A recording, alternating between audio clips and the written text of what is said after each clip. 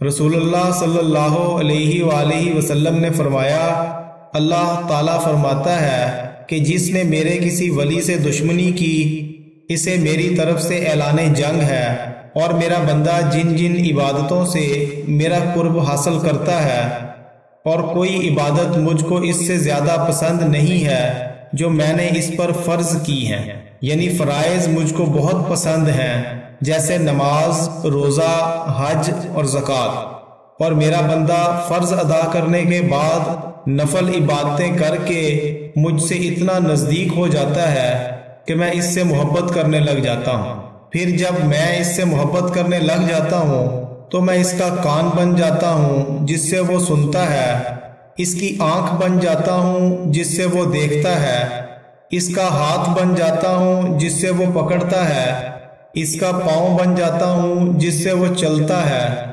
और अगर वो मुझसे मांगता है तो मैं इसे देता हूँ। अगर वो किसी दुश्मन या शैतान से मेरी पनाह मांगता है तो मैं इसे महफूज रखता हूँ।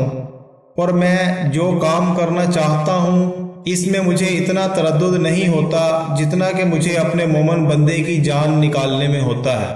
वो तो मौत को बवजह तकलीफ जिस्मानी के पसंद नहीं करता और मुझको भी इसे तकलीफ देना बुरा लगता है।